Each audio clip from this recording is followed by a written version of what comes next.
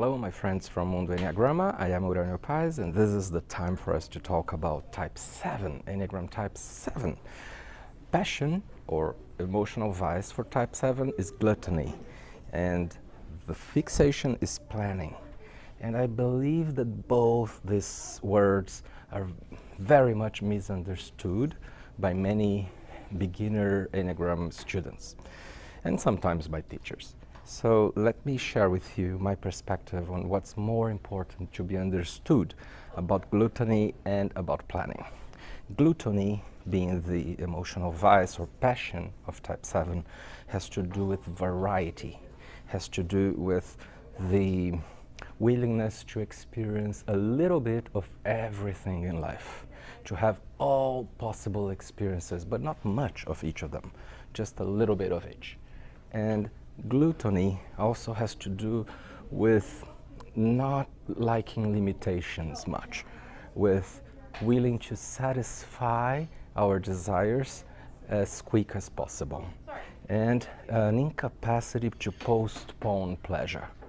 So gluttony is actually an addiction for pleasure.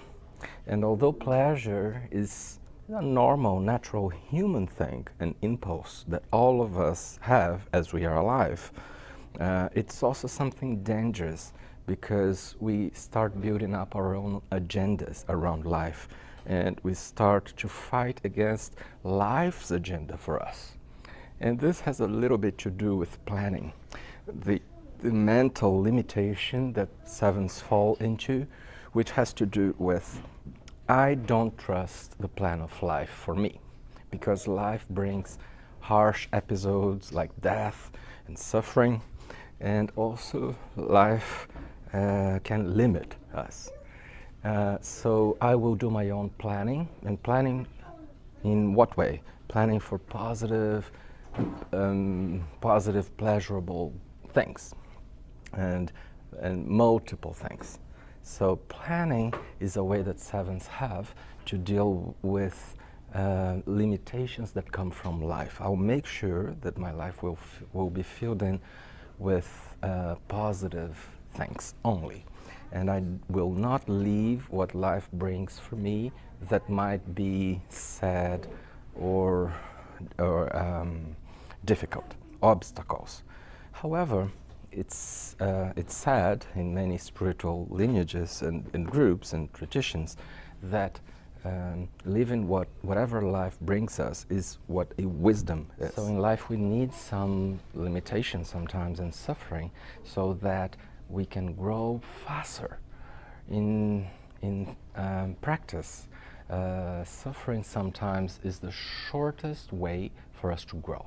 Sometimes we need the shock of suffering, an external thing that some even call as God communicating with us in a way that we grow up faster.